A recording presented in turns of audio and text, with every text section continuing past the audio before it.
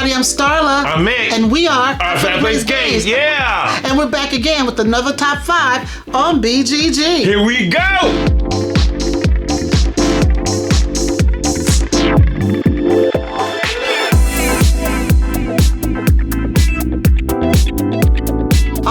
We got another Top 5. Yes, this is going to be an interesting one.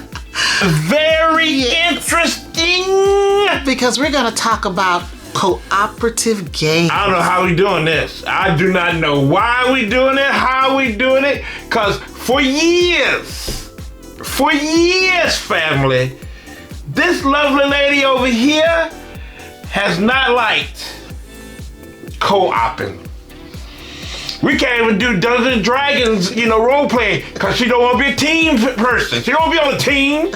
She'll have me get killed by a dragon and run away. I can play teams. I don't like co-op, though. She don't like co-oping. She does not like co-oping. But lately, family, she have found some good ones. Mm-hmm. We have 5. We have at least 5. We have been blessed that she has liked some of the co-ops. Yes. Now we have a debate on what kind of co-op it is, but it's still co-op. Yes. Yeah. But as you know, we always try to tie in our topic for the month with things that we do in our regular life. Yes. And when I think about co-op, you know what? The best co-op there is humanity. Yes. Because humanity is a co-op. We gotta work with people. We gotta work together. Now apparently we ain't working too good, lately, but sometimes people get a little selfish and then they think about only themselves and their powerful friends and they forget about the rest of us. Yes. But overall, humans have to work together in order to survive. We have no choice. Yeah. We have no choice. You gotta work together. Yeah. And there are a lot of things in humanity that have this cooperative thing to it. It's cooperative. You have to work together or it won't work. It don't work. And one of the main things is marriage. Yes. Marriage is a co-op. Yes, it is. You have to work together. You gotta work hard, family. With your partner. Yes, you do. Whether you want to or not. Hey. Yes, you gotta work. Or it doesn't work. It's a co-op. And then family. Family. Woo! That can be tough, y'all. That can be tough sometimes. Yeah. Woo. That's a cooperative thing. Yes. Because you can't have everybody do it every man for himself because you eat dinner together. That's cooperative. You got to decide on a meal. Hope everybody's happy. Yeah. Hopefully you'll work together to prepare the meal. And then sometimes a lovely lady will say, "Why do I always got to come up with the food?" I'm like, you kind of cooking. I don't know how to cook good. Am I telling on myself? I'm so sorry. I'm telling on myself. I'm sorry. But we make a deal. If I'm gonna cook, then you and Grant have to clean. Yes, we clean. And that's a struggle to get y'all to clean, even after I've spent all day cooking. But in the end, it's cooperative. We working together. That's why she don't like co-op, y'all. That's why. And then also driving. Driving is the ultimate co-op. You know what? It's kind of like... In Nebraska, we got issues. It's kind of like one of those co-op games where there's no communication, but you still got to work together. Woo. And driving is like that because you're not communicating with the other driver for the most part, unless you're using a turn signal or something like that. But you've got to trust that driver knows the rules to the game. Are the rules of the road. Yes. And you don't have an accident, so you're co-oping, you're working together. And don't act a fool. Why you going slow? Why you coming over? Where you going? It's just... Yeah, but you gotta make your moves. You gotta change your strategy. Yes. So if that driver cuts in front of you, you might have to hit your brakes. But it is cooperative. You are working together. And what Starla has always told us, you gotta think for everybody else and you on the road. You do. That's true. You gotta think about everybody. Like, okay, what this lady gonna do over here? What she gonna do? Because I got just like in a co-op. Just like in a co-op, you're thinking about your team, your group. What are they gonna do? How do we work together to make it work? Yes, and then also your job. Your job. Your job. Well, there's a term. You've got co-workers. Co-workers. Because you're working together. Yeah. To try to, make the job work. Sometimes they can get on your nerves, though. Yes, they can. Like, come on. What are they doing? Yeah. But if you don't work together, then the company fails. Nothing gets done. Nothing gets done. Nothing gets done. So overall, we're living in a co-op. Yes, we are. This world is a co-op. Yes. This planet is co-op city. Co-op Earth. That's what it is. Co-op Earth. Yes, that's what it is. All right, everybody. That's our take on co-ops in life. That was a good one, That's though. pretty good. That was a good one. Yeah. So up next, we're going to share our top 5 co-op games. Here we go.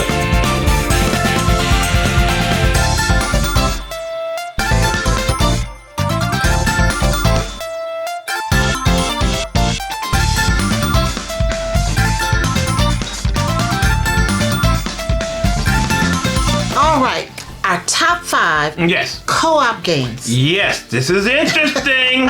We were able to come up with 5. Luckily, yes. Well, I mean, you've done more co-op games than I have. Yes, I have. Yes, so I have. we had to pick some that I'd also play. Yes. Yes. Yes, that was not tough, actually. It wasn't that tough. You don't think so? No, it wasn't that tough, yeah. All right. Because we know exactly the games you played. True, because there's not that many. Not that many. But they're good ones. They're very good. They're very good, yes. All right, so we've got our list of 5. Yes. And they're in alphabetical order. Yes. You know, not in order of preference. No, because we love them all the same. We do. Yes, we do. That's right. Yeah. All right, so number 1 on our list is Bomb Busters from Pegasus Spiel. It is a 2 to 5 player game. There's a bomb packed with wires and the clock is ticking. In Bomb Busters, you and your team of bomb disposal experts must work together to identify and cut matching wires without setting off the bomb. On each turn, players guess the value of another player's wire. Guess right and the wires are cut.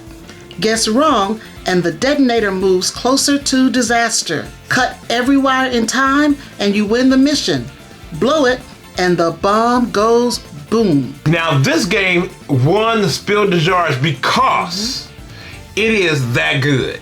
It is. You talk about a co-op game, this is an excellent co-op game. Well, you know what? To me, it doesn't feel so co-op-y because you have limited communication. You're not really talking to people. Very limited. Because I think one of the biggest things that bothers me with co-op games is the alpha gamer that usually emerges.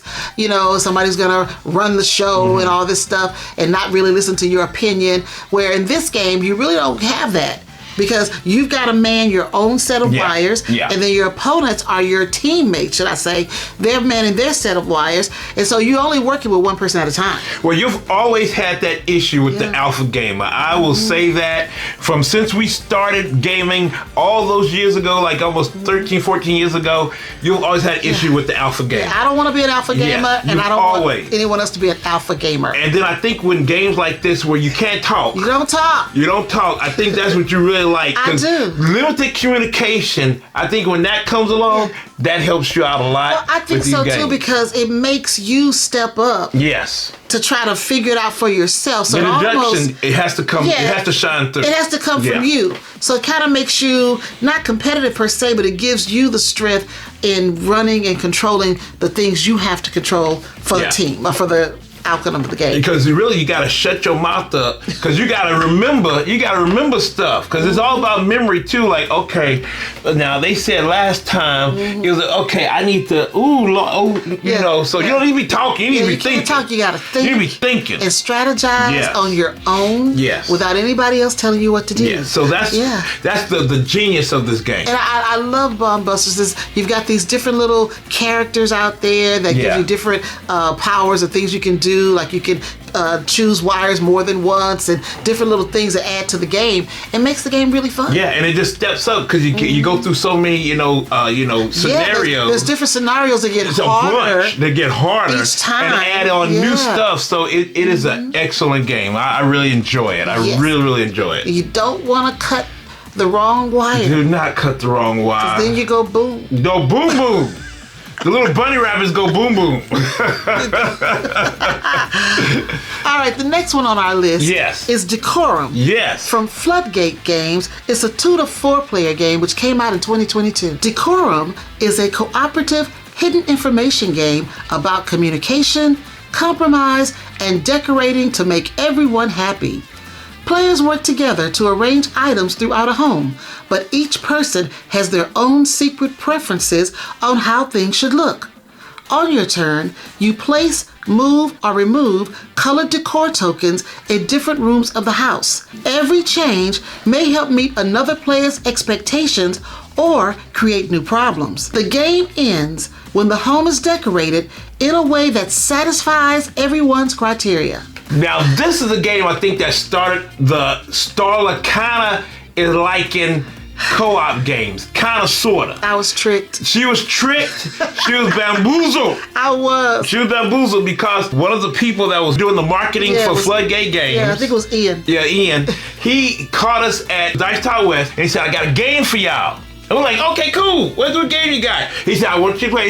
We said, what is it about? He said, I want y'all to come to the table and we're going to play it.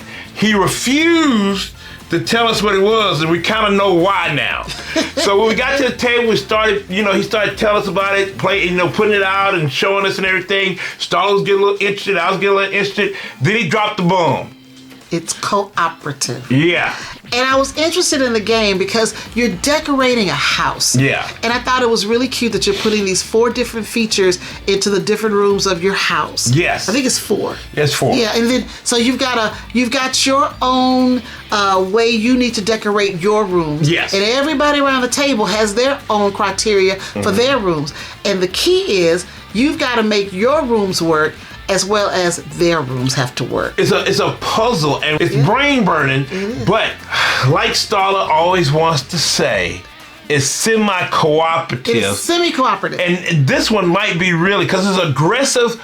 It's a little aggressive, but it's passive aggressive. Kinda, yeah. And Starla kind of likes that. She kind of likes that. So you're kind of working on your own agenda while trying to help everybody else. So that semi-co-op you kind want to of make comes sure through. you complete your agenda. Yeah, you want to get your stuff right. But you also got to help everybody else complete theirs. Because the most frustrating thing about the game is when you have gotten everything right. And here you come messing up. And then you asked around the table, you said, okay, does this look good for you? Or is everybody happy? No. And then there's always one person who's going to say no. No, it's not. And then you got to figure out, what is it that I'm going to need to change to make this work for everybody? And you you can give like one clue during the time, you can give a clue, but you still, it's limited communication again. Yeah, yes. And you can't really talk. You can say, well, no, don't. In your head, like, why you should keep putting that green lantern in that room? It's not supposed to. And you're like, oh, it's just, it's painful, but it's a good pain. Yes. And it's a good game. And I really like Decorum. I think it's really cute, very clever, just a really unique way to do decorating in a board game. And it kind of is kind of real because you went to like a roommate or something and you're trying to get your apartment right. Yeah. And here they come putting out some crazy stuff. And you're always gonna have somebody say, "Oh no, I don't like that." And you're like, "I love this lamp." Well, I don't want that deer head in here. Why you got the deer head in here? What's going on? So now you got to give up something. You got to compromise. You got to compromise. Yeah, it's hard to compromise. Yeah, it's hard. But Decorum, it's cool. A good one. It's good. It's good. All right. So the next one is one that is a party game, and it's a successful party game too. It's a Spiel des Jahres winner, and that's Just One from 2018. 3 to 7 players, and it's by Repost Production. Just One is a cooperative party game where everyone works together to score as many points as possible. Each round, one player tries to guess a mystery word using clues written by their teammates. The challenge is that any matching clues are removed, so players need to be original without being too obscure. If the active player guesses correctly, the team scores a point. If they pass, no point is scored. If they guess incorrectly, the team loses the card and 1 point already earned. All right, now Just One. Just One now. Now, the first time we played this game. Yes, it's frustrating. Again, you said, okay, it's cooperative. It's cooperative. And Starla, please play it. And I did, and I kind of liked it. And it's cooperative. It's not no semi.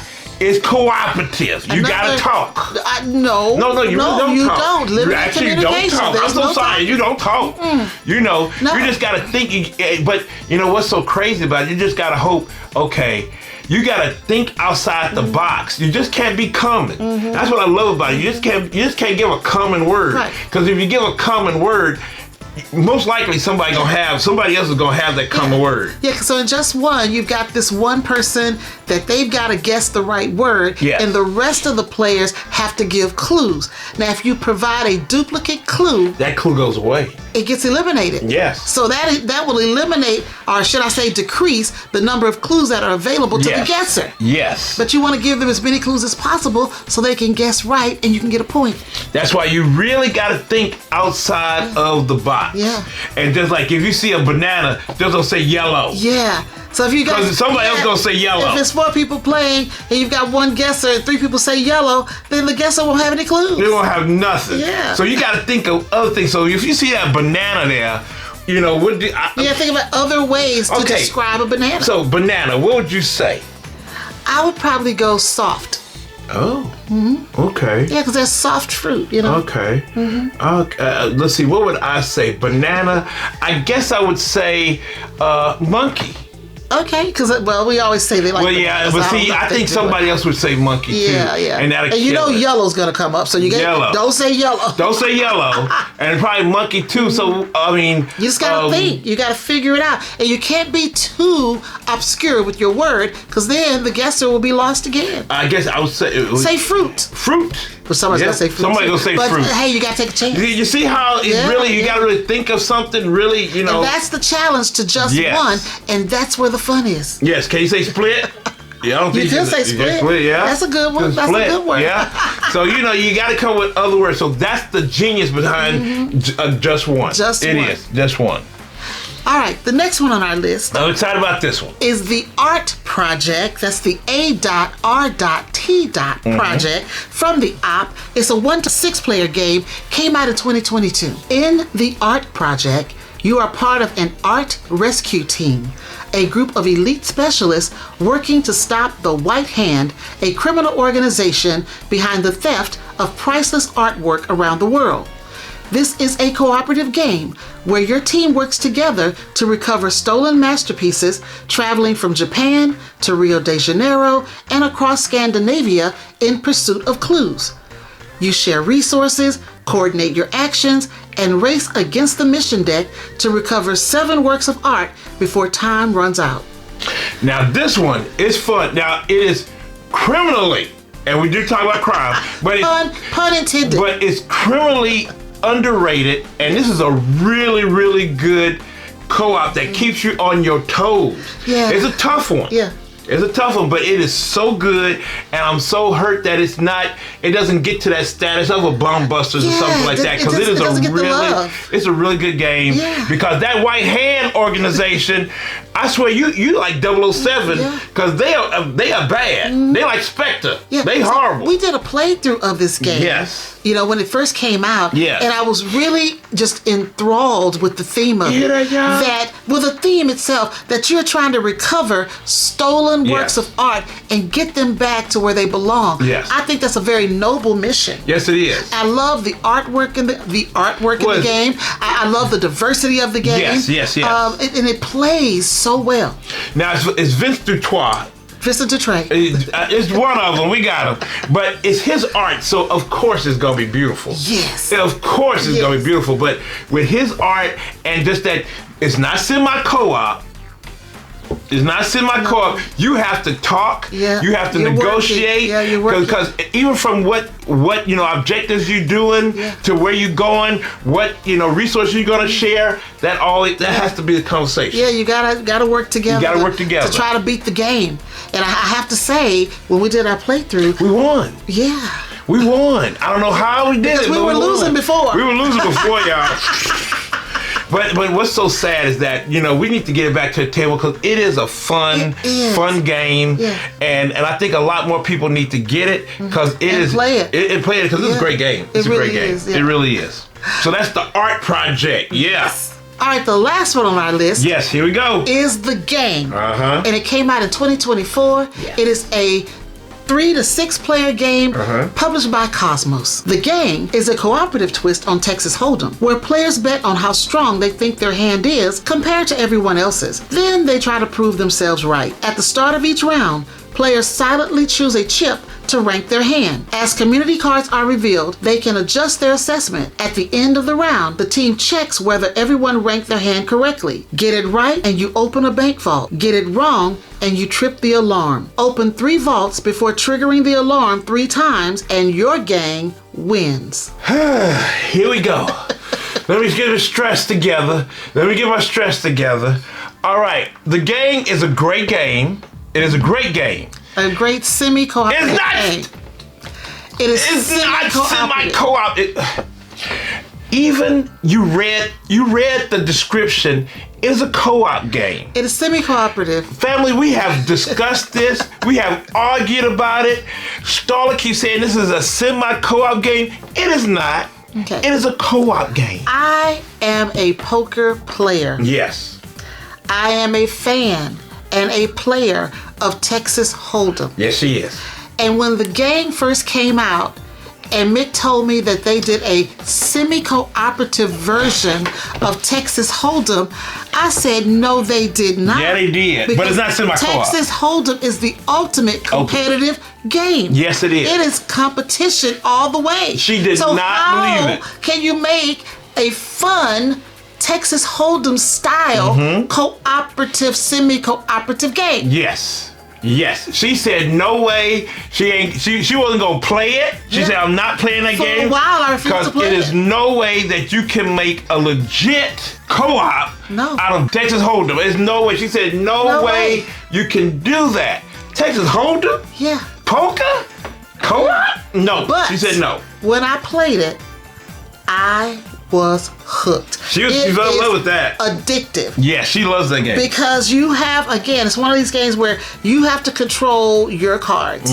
Everybody else has to control their cards. Yes.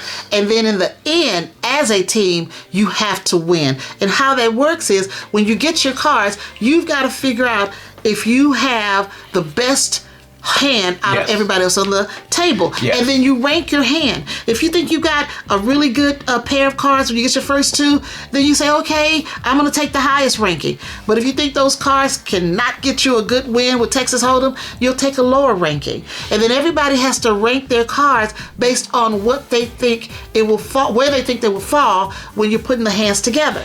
And then what's so crazy, you can take away somebody's ranking if you say, nah, you're you don't have the worst, and I'm gonna take that 1 and give you the 2. Then the person say, nah, I have the worst. I was like, and what it is, this one also limited communication. Yes. Limited communication. Limited. You can't talk. So I'm like, wait a minute, I got 2 2s, and I know you can't say anything. You just gotta keep tossing and turning and pulling and just prodding. You're ranking your hands based on the Texas Hold'em hierarchy of poker hands. Yes. So you've got to know how those hands rank and where your hand will fall in that rank. And a lot of times you can get it right.